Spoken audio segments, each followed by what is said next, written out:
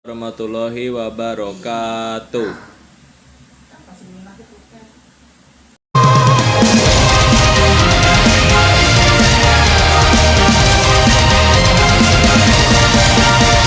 Perkenalkan, nama saya Bintang Fijratullah Putra. Saya dari kelas 10 MIPA 2. Hari ini saya akan menjelaskan materi sejarah.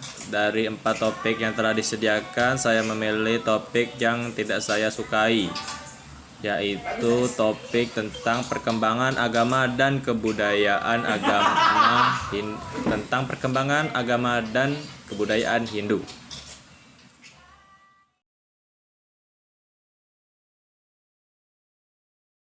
Kemarinnya gelai. Proses perkembangan agama dan kebudayaan Hindu. A. Agama Hindu. Agama Hindu untuk pertama kalinya berkembang di lembah Sungai Sindhu atau Indus, India sekitar tahun 2500 sampai 1500 sebelum Masehi. Agama ini merupakan sinkretisme antara kepercayaan bangsa Arya, yaitu pendatang, dengan kepercayaan bangsa Dravida, yaitu bangsa asli India. Dalam agama Hindu, terdapat banyak dewa atau polistisme seperti Agni, dewa api, Varuna, dewa laut, Vayu, dewa angin, Surya, dewa matahari, dan Siwa, dewa pelabur. Tidak ada Zeus. Walaupun memiliki banyak dewa, namun semuanya adalah manifestasi dan perwujudan Tuhan Yang Maha Esa, yang dipandang sebagai pengatur tertib alam semesta yang disebut dengan Trimurti. Satu, Dewa Brahma, yaitu artinya pencipta. Sebagai pencipta, Dewa Brahma memiliki beberapa nama, antara lain Atambu yang ada dengan sendirinya, Boda artinya guru, Braspat raja yang agung, Druhina sang pencipta, Anata yang tiada akhir, Anawurti pengandarasa, dan lain-lain. Ya, baca deh.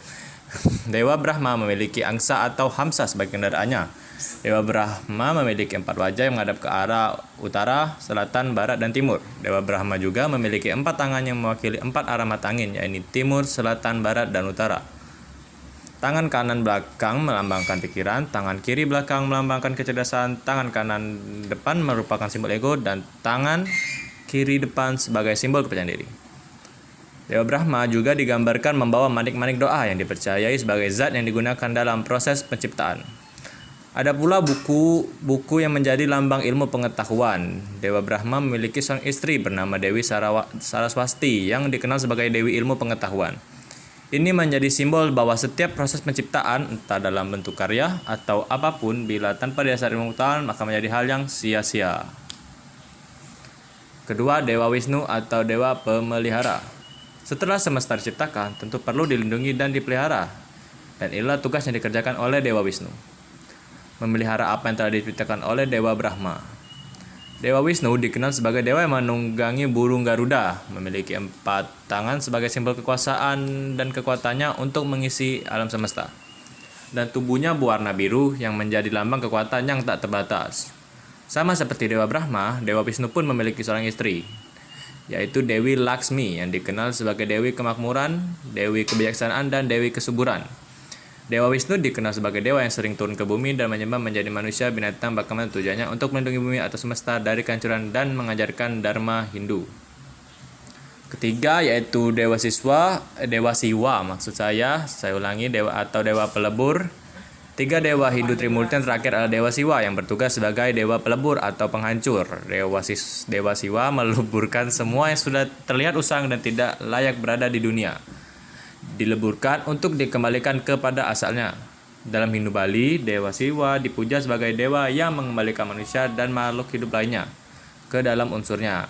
Dewa Siwa memiliki ciri yang sedikit berbeda dari 2 dewa Trimurti lainnya, yaitu memiliki hiasan kepala berbentuk bulan sabit, menjadikan ular kobra sebagai hiasan lehernya, dan selalu membawa trisula. Dewa Siwa memiliki 2 istri pertama, Dewi Uma atau Dewi Sati yang membakar diri karena konflik antara keluarganya dengan Dewa Siwa. Sepeninggal Dewi Uma, muncul Parwati yang dikenal juga sebagai titisan atau penjelmaan dari Dewi Uma. Bukti pemujaan umat Hindu di Indonesia kepada Dewa Siwa sangatlah banyak. Candi-candi Jawa Timur banyak dibangun untuk memuja Dewa Siwa.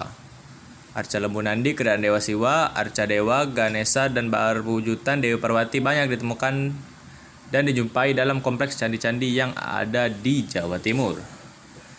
Kesimpulannya, Hindu dikenal sebagai agama yang memuja banyak dewa. Namun di antara sekian banyak dewa, Trimurti atau tiga dewa Hindu di atas merupakan dewa yang paling ternama dan dipuja oleh banyak umat Hindu di dunia. Ketiga dewa Trimurti memiliki masing-masing tugas dan perannya masing-masing, serta memiliki umatnya sendiri-sendiri.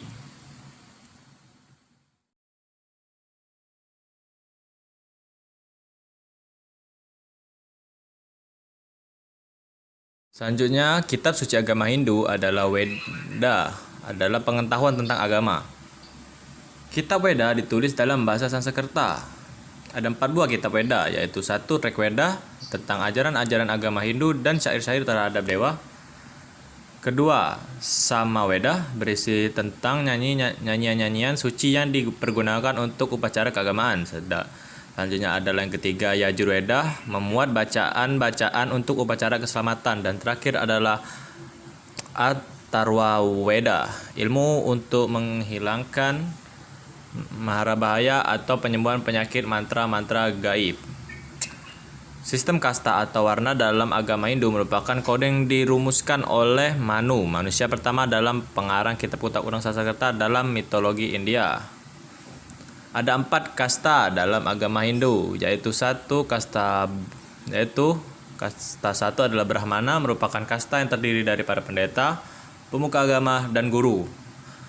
Anggota kasta inilah yang memimpin upacara keagamaan dan mengelola kuil. Kedua, kasta kesatria. Kasta kesatria merupakan kasta kedua tertinggi yang golongannya terdiri dari raja, prajurit, dan bangsawan. Umumnya, anggota kasta satria yang menyelenggarakan pemerintahan. Selanjutnya adalah yang ketiga adalah kasta Vaisya. Anggota kasta Vaisya merupakan para pedagang, pengrajin, dan buruh kelas menengah. Keempat adalah kasta Sudra. Kasta Sudra ini merupakan kasta terendah dalam agama Hindu. Anggotanya terdiri dari para petani, pembantu, kuli, dan buruh kecil. Namun selain 4 kasta yang tadi saya sebutkan, masih ada kasta satu lagi, yaitu kasta Parya, yang merupakan kasta paling rendah. Kasta ini terdiri dari orang-orang yang dianggap rendahan seperti pengemis dan pemulung.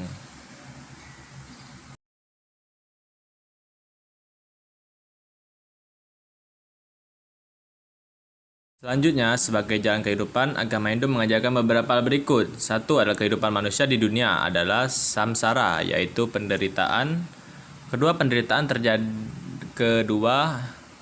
terjadi sebagai karma dari apa yang telah manusia kerjakan pada masa sebelumnya, itu masa kehidupan sebelumnya.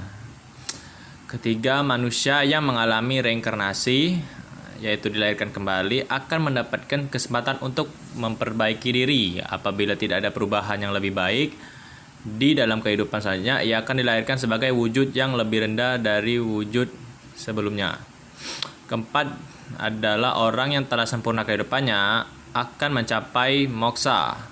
Ia tidak akan mengalami reinkarnasi, lepas dari samsara, dan abadi di dalam nirwana, yaitu surga dalam agama India. Ya, itu saja penjelasan saya tentang perkembangan agama dan kebudayaan Hindu. Terima kasih dan wassalamualaikum warahmatullahi wabarakatuh.